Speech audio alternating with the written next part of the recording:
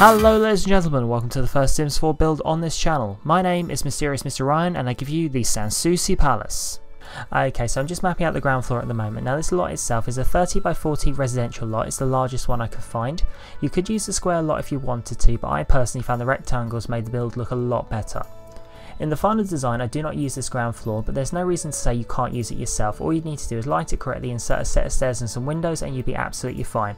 I just found in the final design the build itself was quite compact and small, so I didn't want to create extra space when it wasn't going to be used properly. Okay, so adjust the wall heights, place some stairs and move up to the next floor. Now on this floor the design will be exactly the same as the one below. The walls will be placed in a similar style except on that corner. You can see on that corner I've had to opt for a slightly different design. The reason being, to make this fit properly, the back and the front had to be this way round, otherwise it would look awkward around the stairs, which meant on that corner I ended up with an awkward looking edge. There was nothing I could do about that. No matter how many times I tried to change it in a test world, it just would not work, so in the end I had to bite the bullet. However, that aside, that finishes the first floor, so let's move up to actually building the palace. So when I designed the palace itself, I wanted to give it a grand entrance, so I opted for this large bay with the doors in the centre. The wings also have bays to accommodate for windows, and as we move around the back I just opted for a plain design, nothing too special. With the walls I opted for the medium height wall, the tall was just too high. As we move to the roof I've placed down a placeholder fence, nothing more, it will be changed shortly, and the roof itself is just a temporary colour. However, I did use the new tools in The Sims to adjust the height and peaks of the roof. So as we move down I place the doors and the windows. As we move along the back the windows are placed at 1 gap intervals except the centre when they meet up with the door. On the side of the house I will place down some windows as well, however those will not be there for long, they will be moved when we move inside and I start furnishing the house and realise the fact the stairs and the curtains will not let me put them together. Okay, so we just go around now placing all the fences. So we move up to the second floor and we follow exactly the same process.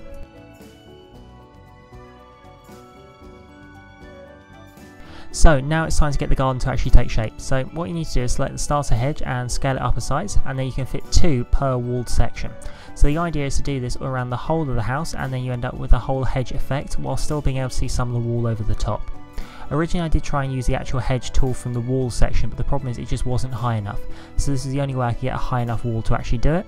Now it does actually overlap the wall on all accounts, so it does actually stick out either side, but unfortunately there was nothing I could do about that. It was either have it like that or not have the hedges, and I felt that just using a green wall did not have the same effect. Okay, so with that done, it's now time to start working on the downstairs. Now, unfortunately, because of the downstairs being the shape it is with all the hedges and the style, unfortunately it doesn't get much light, so you have to try and maximise it. So unfortunately that did mean I had to put windows on every single available surface, which is why you see me do a lap of the walls with windows. So now it's time to start actually laying out the rooms. Now on this lower floor I opted to use diagonals for all the corners. I found it made the rooms look a bit more exciting, and as we move on to the upper floor you see me do a similar style where I opt for diagonals on each of the edges. I find it just makes the building look a bit more exciting on the inside, makes the walls look less square and the rooms look less boring. However, if you're not a fan of this, there's no reason why you couldn't download this map and change it to whatever layout you wanted to. I just opted for this layout because it just made the most sense to me. So with the stairs in this house I opted for 2 sets of stairs, one in each of the bedrooms and stairs in the centre to act as more of like a grand staircase. The ones in each of the bedrooms will only go to the bathrooms, so there will be no connecting doorways on the lower level to the bathrooms. So the idea is to actually get to them you have to go through the bedroom, so each bedroom essentially has its own ensuite. Okay, so now it's time to start actually putting some plants in the garden. So the first thing we're going to put down is lovely lavender bushes, and we're also going to put down knot grass as well. The reason for both of these is they're quite tall plants, so with the scaling they can look really overgrown and wild, which is kind of the idea I was going for with this. As we move to the second story, you will see me put down pink azalea flowers instead of the knot grass. The reason for this is I want to insert a little bit of colour and variant in it. The problem I have with this though is you'll see me change this, is the pink azaleas are not very tall, and when you see me pan down and actually have a look at the side on view you actually see that a lot more of the wall than I like, so I will actually go around and change those back to knot grass as well. Unfortunately that was one of those design decisions I went with, and on reflection I wish I could change it, but there is nothing I can do. Okay, and here's that change I was talking about. Now you'll see me go back round and change it all to knot grass again.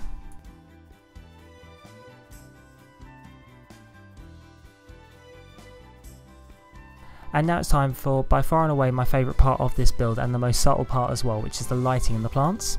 Now originally I was going to opt for just some standard lighting just to give a subtle glow effect to all the plants.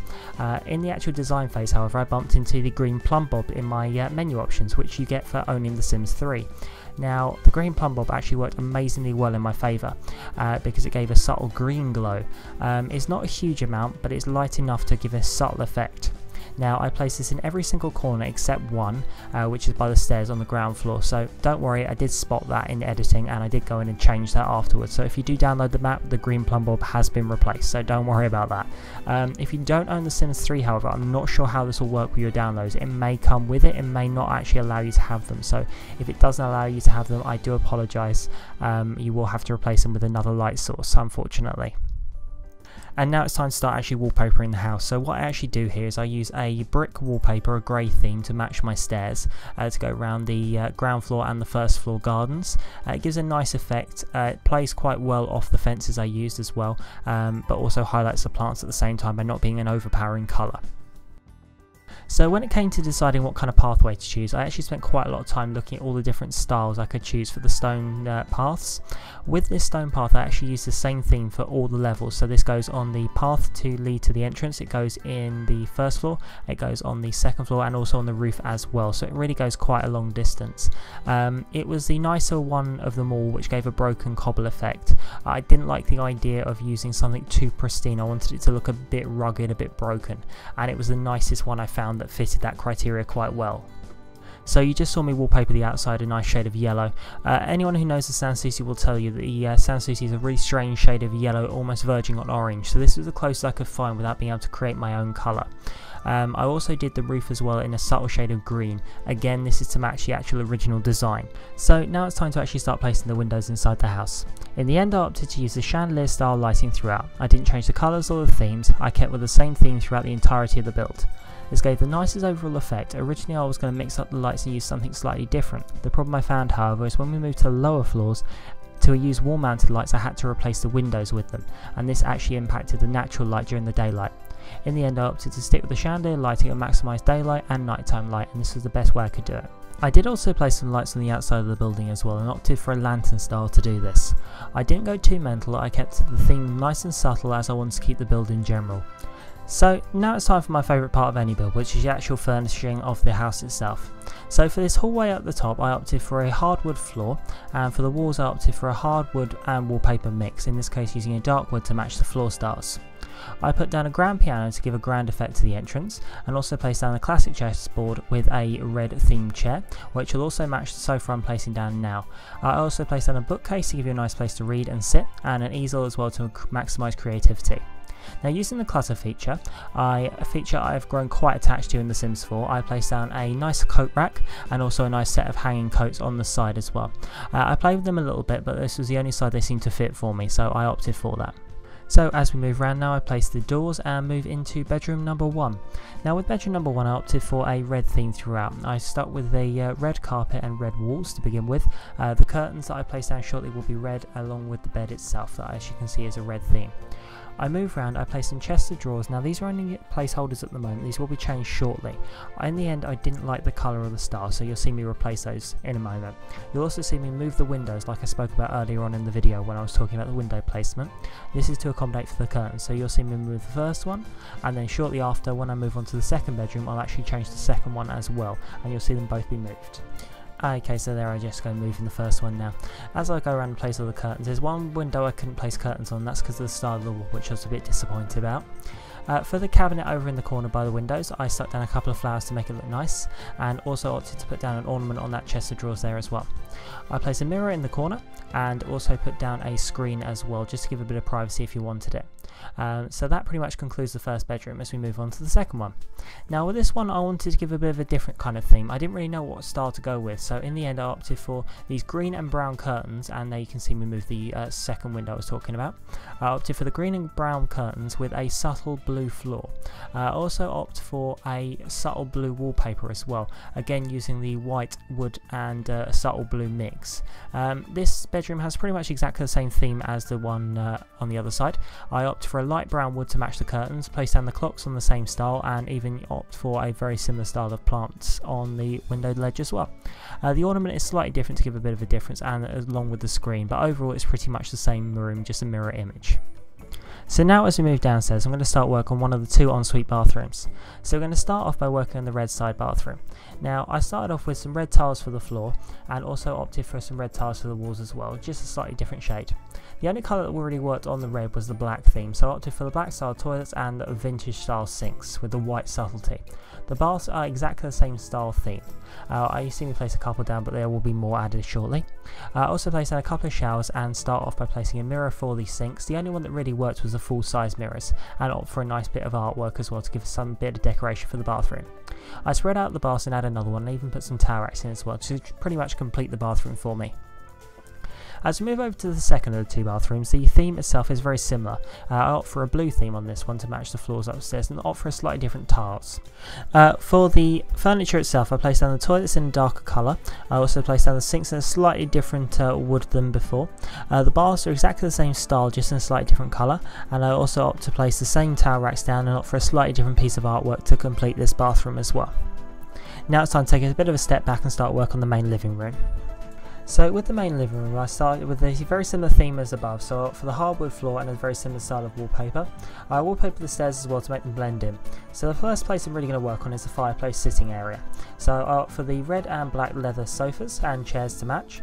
I opt for a nice hardwood table and also place a ship in the centre to give a nice centrepiece, and I also place a little bit of something on the mantelpiece as well to complete the room itself. As we move to the centre, I start by placing a grand tables, and I wanted to give a really large grand sort of centrepiece of a table, so a huge amount of space there. Whilst looking through, I managed to bump into this globe as well, which kind of completed the coffee area. So I placed down some flowers in the centre, and I had a bit of trouble getting the tables right to actually fit in the area like I wanted them to, so in the end I had to play with the flowers a little bit. In the end, however, I did manage it. I placed some banisters down on the stairs just because I forgot to do that earlier, and this completes those. As we move around then, we're actually going to start work now on just creating a nice little bit, again, a little bit of a sitting area. So I placed down an easel for some artwork and a nice chessboard as well with a little rug underneath it. Here's going to be a little reading area, so again, leather sofa and a couple of bookcases and a nice armour statue to complete that. I thought the large piece of artwork pretty much finished that off. Now it's time for the kitchen. Now the kitchen is something I'm very pleased with. I placed down the black cabinets and some classic style fridge and cooker, which is a log burner. I even placed down a little cabinet which contained all the different plates and styles of cutlery that you'd need. I opted for the overhead cabinets and the one little piece of theme breaking I chose, which is to put a fire alarm above the oven just to prevent the Sims from burning down the house. So that completes the inside of the house, so now we're going to move on. So the first thing I'm going to do for the outside is place down some generic fountains, and we're going to actually start work on the main fountains at the front. Now with the fountains, it's pretty hard to explain what I'm doing here because there's a lot of different types of fountains I use to create the final effect. What I would say is if you do genuinely want to build this fountain, your best bet is to download this map and place it in your world and have a bit of a look at what's actually been placed. To give you an idea though, once I've actually completed it, I will show you some quick time lapses of what these actually look like at night, and you can also get an idea of how they actually look in the darkness as well. So that's fountain number 1 complete. Just going to go around here and complete the second one here. Okay. And here we go. Now this is what it actually looked like from the front at night. You can start to see the glow, and as we fade into a second shot here, you'll actually see what they look like from a slightly different angle more at night, and you can see how much of a glow they really give. Well, and that concludes the Sims 4 build today. I'm going to leave you with these glamour shots now, but if you like what you see here and would like to play with this build yourself, you can download it via the Mysterious Mr. Ryan gallery page on The Sims 4. If you want to stay up to date with me, you can follow me on Twitter at Ryan Lurie, and links in the description down below. If you like this video and want to get a little message every time I make a new one, please hit the subscribe button. It really means a lot to me if you do. Please don't forget to share this video with your friends and fellow Simmers, but for right now, I'm Mysterious Mr. Ryan, this is the Sanssouci build, and I'm out. I'll see you later, take care.